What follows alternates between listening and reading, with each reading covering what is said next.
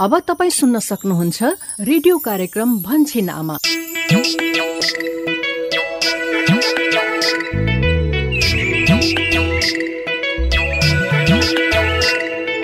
नमस्कार, रेडियो कार्यक्रम लहर भन्छिन आमाको 150औं भागमा स्वागत गर्छु। म यशोदा। कोरोना भाइरस कोभिड-19 को संक्रमण पछिल्लो दिनहरूमा हाम्रो देशमा पनि एकदमै बढिरहेको छ। कोरोना भाइरसको यो महामारीबाट आफू, आफ्ना बालबच्चा र परिवारलाई सुरक्षित राख्नको निम्ति हामीले साबुन पानीले छिनछिनमा मिची हात धुने, अति जरुरी नपरे घर बाहिर नजाने, यदि जानै परे मास्क लगाउने अनि अन्य व्यक्तिसँग कम्तीमा 2 मिटरको भौतिक दूरी कायम गर्ने जस्ता स्वास्थ्य सावधानी निरन्तर अपनाऊ। कोरोना भाइरस संक्रमणसँग मिल्दाजुल्दा लक्षणहरू देखिएका छन् भने तुरन्त नजिकैको तोकिएको स्वास्थ्य संस्थामा गएर कोरोना भाइरस परीक्षण गराऊ। संक्रमण देखिएमा परिवार तथा प्रियजनमा संक्रमण नहोस् भनेर छुट्टै आइसोलेसनमा बसौं। स्वास्थ्य कर्मीको निगरानी र सल्लाह अनुसार उपचार गराऊ। आफू,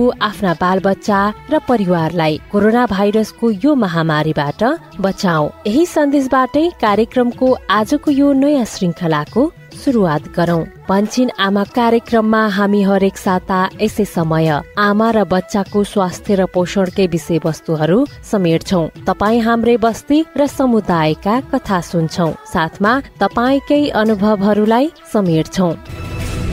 रेडियो कार्यक्रम लहर भन्छिन आमाको आजको 150औं भागमा हामी गएको करिब 2 महिना यता रेडियो कार्यक्रम लहर भन्छिन आमामा समेटिएका विषयवस्तु तथा मूलपानी गाउँको नाटक श्रृंखलाको सार संक्षेप प्रस्तुत गर्नेछौं। आउनुहोस् अबको करिब आधा घण्टा सँगसँगै छलफल गरौं।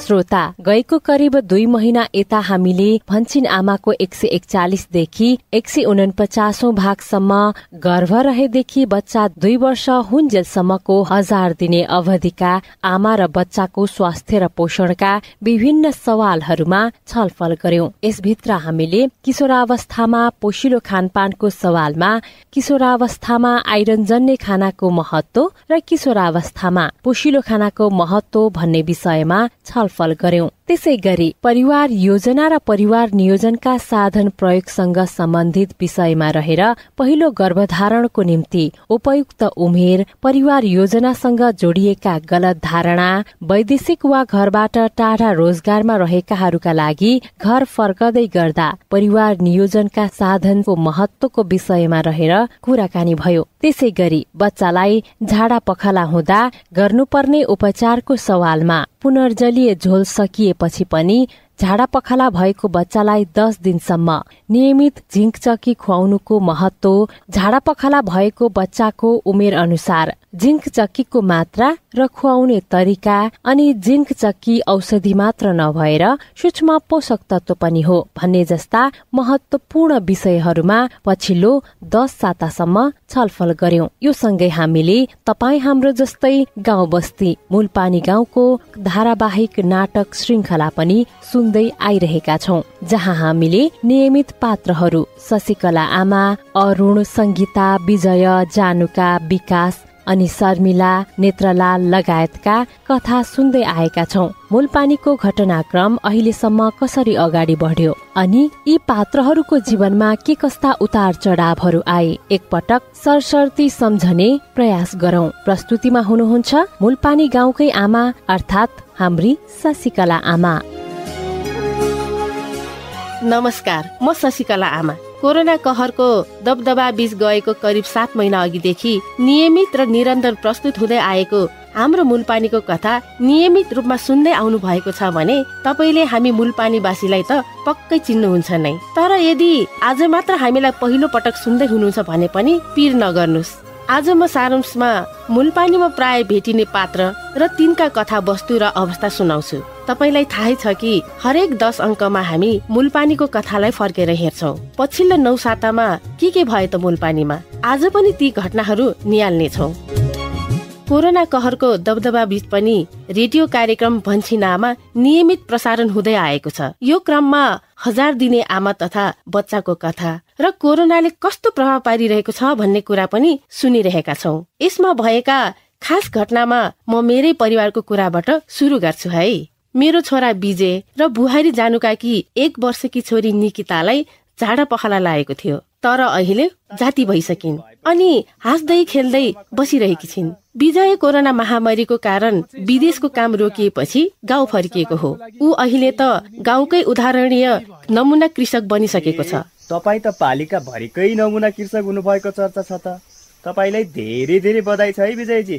अरूले नि हौसला पाएका छन् करेसाबारी बनाउनको लागि। अब उनीहरूलाई मेरो कामले हौसला मिलेको छ भने त राम्रै भयो नि। मौसमी बेमौसमी सागपात र तरकारीले करेसाबारी पनि हराभरा हुने, गाउँलेलाई पनि फाइदा हुने हो कि होइन भन्नु त? कुरो त सही गर्नु भएको हो तपाईँले। विजयको यो नमुना कृषि कर्ममा बुहारी जानुका, मेरो कान्छो छोरो अरुण लगायत हामी सम्पूर्ण परिवारका सदस्यको पनि उत्तिकै साथ र सहयोग छ। विजय आफू मात्र कहाँ हो र? उसकै सल्लाह र सुझाव अनुसार अहिले त हाम्रो मूलपानी गाउँपालिकाका उपाध्यक्ष नेत्रलाल अहिले आफ्नो र गाउँलेको दुवैको भलो हुने काममा लागि परेका छन्। उनले पालिकामा 1 घर 1 करेसाबारी 12 महिना ताजा तरकारी अभियानको नेतृत्व लिनुका साथै डेरी खोलेर गाउँले किसानलाई दुध बेच्न सहज बनाइदिएका छन्। आज यो दुग्ध संकलन केन्द्र डेरीको उद्घाटन गर्नका लागि म मेरो बिजनेस पार्टनर आदरणीय दाजु नेत्रलाललाई यो चीज काटेर सबैलाई खुवाएर उद्घाटन गर्नका लागि हार्दिक अनुरोध गर्दछु।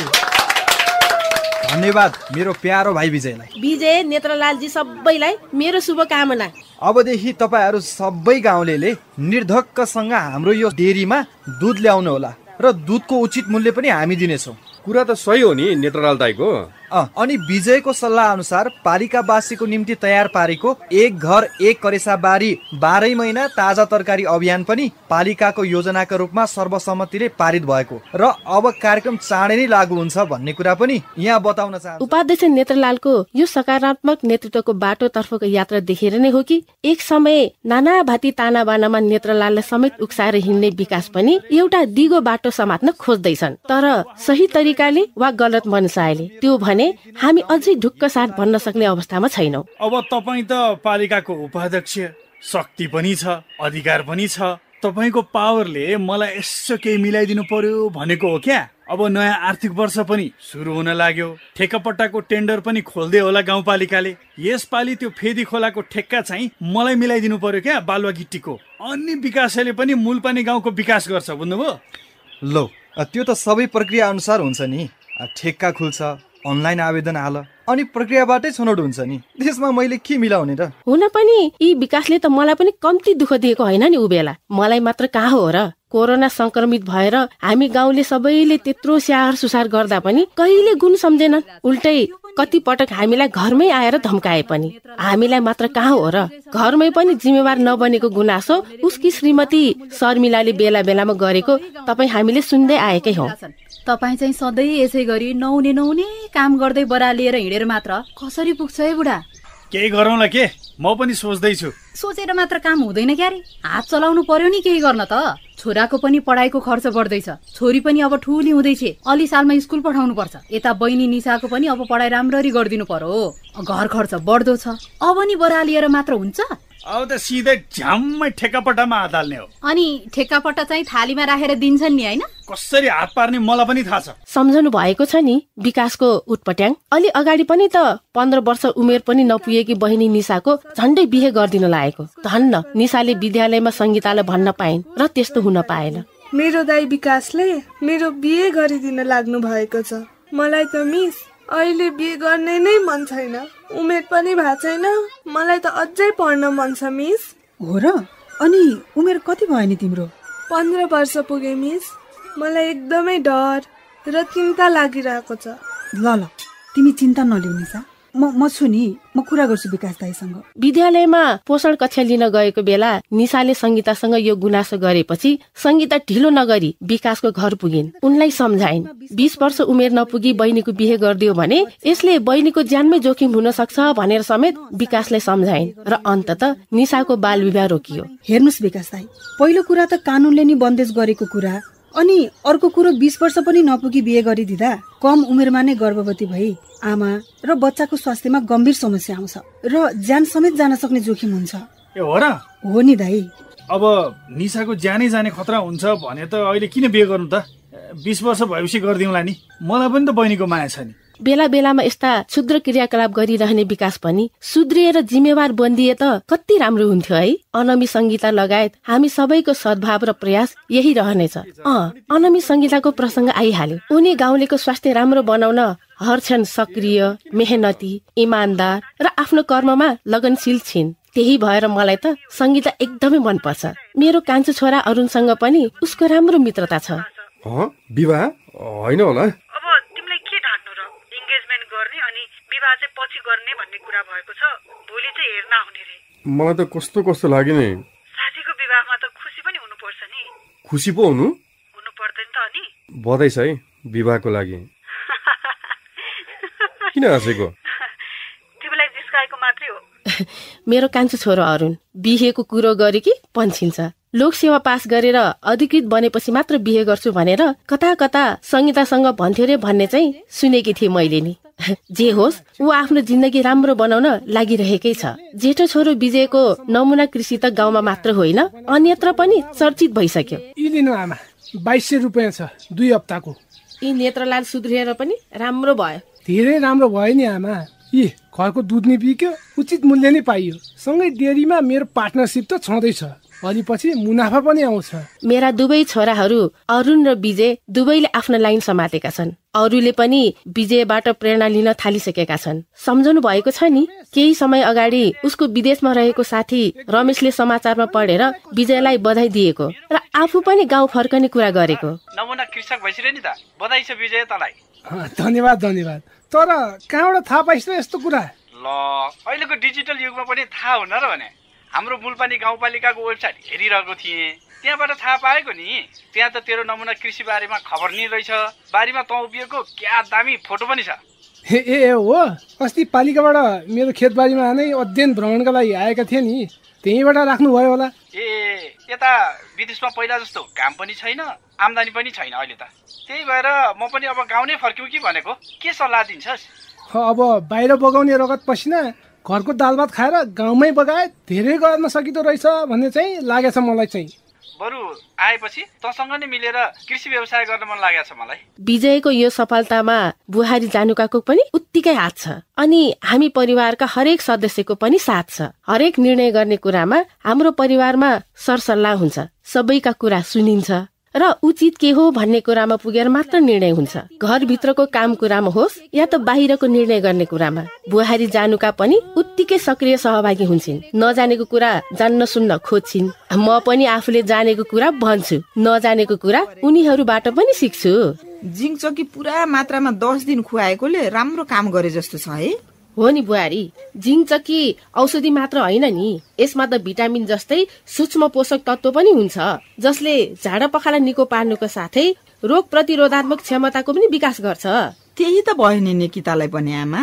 तपाईलाई थाहा छ नि, महिला स्वास्थ्य स्वयंसेविका भएर काम गरेको मैले यही मूलपानीमै। त्यही भएर स्वास्थ्य र पोषणका अलि कुरो जान्दछु पनि र रुचि पनि छ मलाई। हाम्रो गाउँपालिकाकी अध्यक्ष मना आमा मेरो आदर्श व्यक्ति। उहाँ पनि पहिले महिला स्वास्थ्य स्वयंसेविका हुनुहुन्थ्यो। गाउँलेको स्वास्थ्य र पोषण भनेपछि दिनरात नभनी खटिने। त्यसैको फलस्वरूप त अहिले हामी सबै पालिकावासीले अत्याधिक मतले पालिका अध्यक्षमा जितायौं र अहिले राम्रो काम पनि गरिरहनु भएको छ उहाँले। मूलपानी गाउँको मुहार फेर्ने अभियानमा हुनुहुन्छ पालिका अध्यक्ष मनामा। उपाध्यक्ष नेत्रलाल पनि समय क्रमसँगै गाउँलेको भलाइ हुने अभियानमा जुटेका छन्। गाउँपालिकाले एक घर एक करेसाबारी 12 महिना ताजा तरकारी अभियान सुरु गर्न लागेको छ। 1000 दिने आमा र बच्चाको लागि विशेष कार्यक्रमहरू सञ्चालन गर्दैछन्। विजय जस्ता युवाहरू कृषि उद्यममा लागेका छन्। गाउँमा डेरी खुलेको छ। गाउँलेले दुधको राम्रो मूल्य पाएका छन्। तरकारी लगाएर बेच्ने र अर्थोपार्जन गर्ने माहौल मूलपानीमा बिस्तारै बन्दैछ।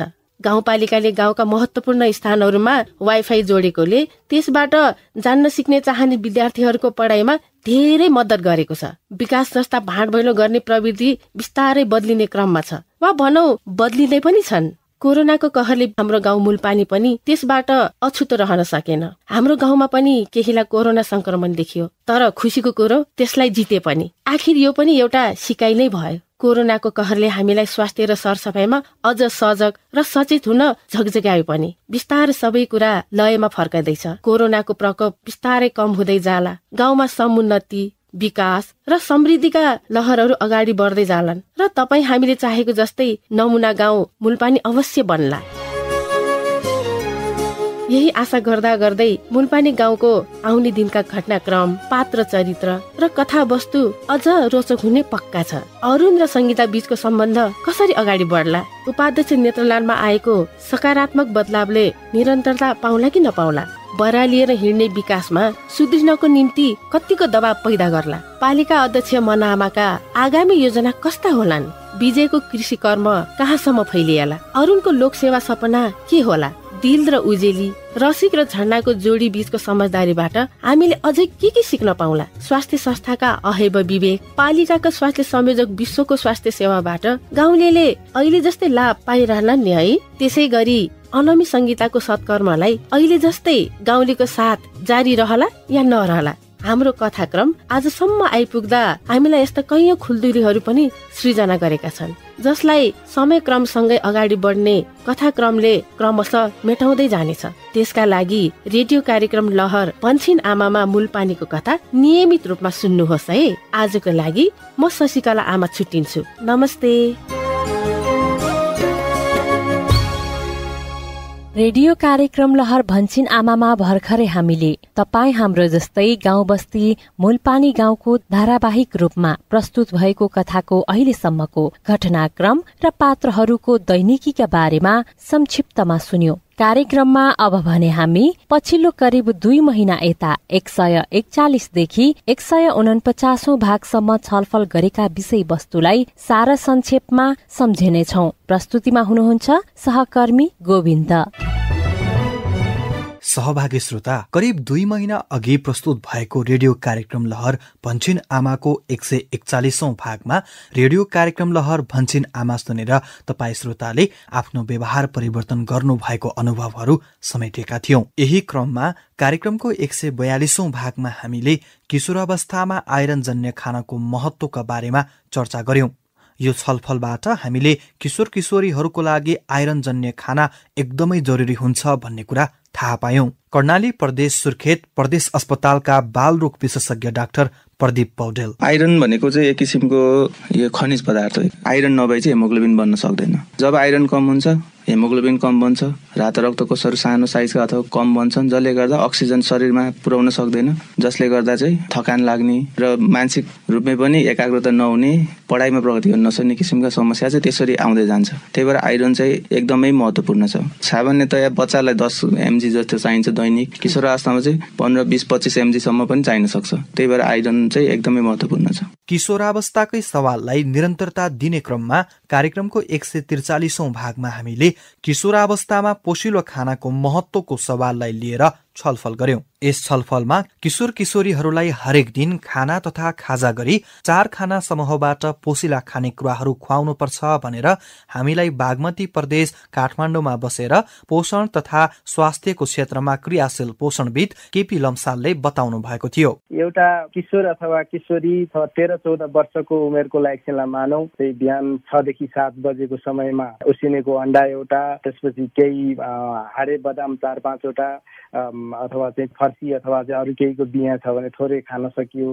त्यसपछि 9 देखि 10 बजे स्कुल जाने उमेरको भएको हुनाले भात 1 देखि 1.5 कचौरा, यो कचौरा भनेको चाहिँ करिब 200 ml को कचौराको कुरा गर्दैछु म। दाल अथवा गेडागुडी 1 कचौरा, त्यसपछि चाहिँ हरियो सागसब्जी 1 कचौरा, त्यसमा सलाद, विभिन्न खालको काँक्रा, गाजर, मुला जे उपलब्ध छ त्यसको चाहिँ सलाद, र उपलब्ध भएसम्म माछा मासु 4 देखि 5 टुक्रा, अथवा चाहिँ त्यो उपलब्ध छैन भने दाल गेडागुडीलाई नै कचौरामा अलिकति थप 1.5 कचौरासम्म राखेर खान सकिने हो यो। त्यसपछि दिउँसो खाजाको रूपमा करिब 1 बजेको वरिपरि कुनै खालको जुन खालको फलफुल उपलब्ध छ, फलफुल एउटा, काजु बदामहरू उपलब्ध छ भने 4-5 टुक्रा, उपलब्ध छैन भने जे उपलब्ध छ स्थानीय स्तरमा त्यही खान सकियो। चना अथवा चाहिँ त्यस्तै खालको गेडागुडीहरू र दुध अथवा दही 1 गिलास जस्तो खान सकियो।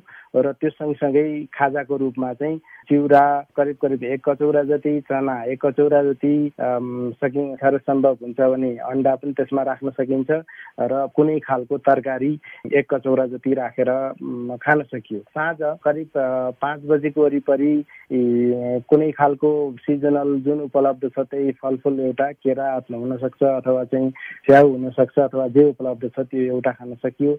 दुध 1 कचौरा खान सकियो भने बेलुकाको खानाको रूपमा सुत्नुभन्दा करिब 2 घण्टा अगाडि भात अथवा रोटी, दाल, गेडागुडी, हरियो सागसब्जी, सलाद, दूध, दही जे उपलब्ध छ मिलाएर बिहानको खानाकै अनुपातमा हुने गरी खान सकिन्छ। किशोर अवस्थाको सवालमा छलफल गर्दै अगाडि बढ्ने क्रममा कार्यक्रम भन्छिन आमाको 144औं भागमा हामीले 20 वर्ष उमेर पुग्नुभन्दा अगाडि महिला गर्भवती भएमा आमा र बच्चा दुवैको स्वास्थ्यमा खतरा हुन्छ भन्ने कुरा छलफल गरेका थियौं। सुदूरपश्चिम प्रदेश कञ्चनपुर सेती महाकाली नर्सिङ क्याम्पसका संयोजक ममता अवस्थी 20 वर्ष पुरा उमेर भइसकेपछि मात्र गर्दाको मेन फाइदा भनेको चाहिँ अब शारीरिक र मानसिक रूपले चाहिँ आमा बन्नको लागि पनि महिला सक्षम हुने, पुरुष मान्छे पनि के हुने हो भने शारीरिक र मानसिक तवरले चाहिँ सक्षम भयो भने बच्चा जन्मिसकेपछि त्यो बच्चालाई कसरी हुर्काउने, पहिलो बच्चा र दोस्रो बच्चामा चाहिँ कति चाहिँ उनीहरुमा ग्यापिङ राख्ने,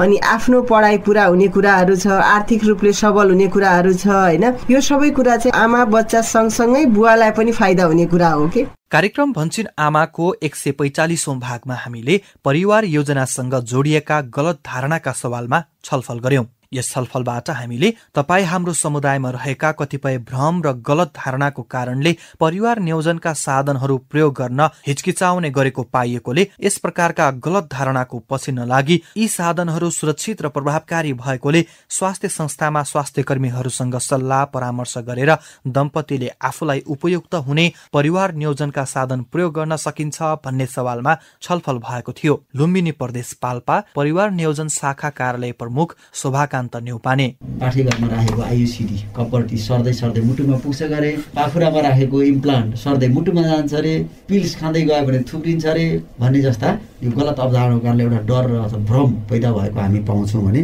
दोस्रो चाहिँ साधन पहिलो पटक सन्तान नभएका व्यक्तिहरूले परिवार योजनाका साधनहरू प्रयोग गर्नेले गर्दा बाँझोपना हुन सक्छ, भविष्यमा सन्तान चाहेको बेलामा नहुने पनि हुन्छ भन्ने खालका जिज्ञासाहरू पनि हामीले सुन्छौँ। तर जति पनि यी सबै हामी सुनिरहेका छौँ यसलाई हामीले भनेको गलत अवधारणा हुन्। तर हामी त्यस्तो पछि लाग्नु भने कि सत्यता के हुन् भन्ने विषयमा स्वास्थ्य कर्मीहरूबाट आधिकारिक व्यक्तिहरूबाट आएका सूचनाहरूलाई मात्रै ध्यान दिनु पर्यो। परिवार योजना र परिवार नियोजनका साधनको विषयलाई निरन्तरता दिने क्रममा कार्यक्रमको 146औं भागमा हामीले कामको सिलसिलामा घर वा विदेशबाट बाहिर टाढा बसेका श्रीमान वा श्रीमती बीच घर फर्कने बेलामा कोसेली पात वा उपहार के ल्याइदिऊ भनेर सरसल्लाह हुने गर्दछन्। त्यसै गरी ती दम्पतिहरू बीच त्यही बेलादेखि नै अनिश्चित गर्भधारणको जोखिमबाट बस्नको निम्ति कुन परिवार नियोजनका साधन कहिलेदेखि कहाँ गएर प्रयोग गर्ने भन्ने बारेमा सल्लाह हुन एकदमै जरुरी हुन्छ भन्ने कुरा थाहा पायौं। गण्डकी प्रदेश बागलुङ नगरपालिका स्वास्थ्य शाखाका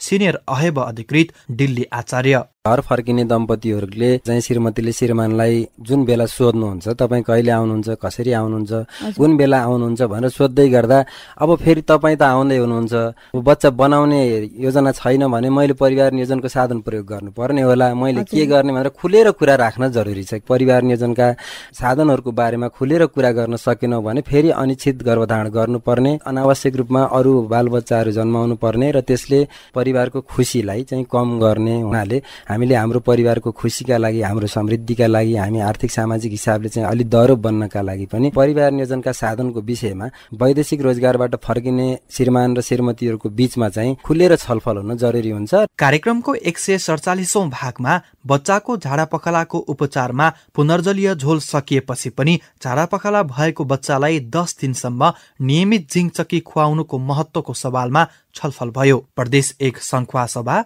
स्वास्थ्य कार्यालयका स्टाफ नर्स सुधा घिमिरे। पुनर्जनले झोल सँगसँगै जिङ्क चकितले चाहिँ अब बच्चाको अहिले भइरहेको झाडा पखालालाई पनि कम गर्ने भयो, साथमा भविष्यमा हुने झाडा पखाला हुने दरलाई पनि कम गर्ने भएपछि यो जिङ्क चकीको मात्रा चाहिँ 10 दिनसम्म निरन्तर खुवाउनै पर्छ। यसैगरी कार्यक्रमको 148औं भागमा पनि हामीले झाडा पखाला भएको बच्चाको उमेर अनुसार जिङ्क चक्कीको मात्रा र खुवाउने तरिकाका सवालमा छलफल गरेका थियौं। लुम्बिनी प्रदेश बाँके फतेपुर स्वास्थ्य चौकीका हेल्थ असिस्टेंट नियामत अलीसाई। 2 महीना पूरा भए के बाद 6 महीना तक के लोग बच्चे का 10 mg खवावा जाए और 6 महीना से 5 साल तक के बच्चे का 20 mg खवावा जाए। लोग बच्चे का 10 दिन तक के खवावा जाता है। बच्चाको झाडा पखाला र त्यसको उपचारकै सवाललाई निरन्तरता दिने क्रममा गएको साता प्रस्तुत भन्छिन आमाको 149औं भागमा हामीले मुख्य गरी जिङ्क चकी औषधि मात्र होइन, यो भिटामिन जस्तै सूक्ष्म पोषक तत्व पनि हो। यसले बच्चाको झाडा पखाला निको पार्नुको साथै रोग प्रतिरोधात्मक क्षमताको पनि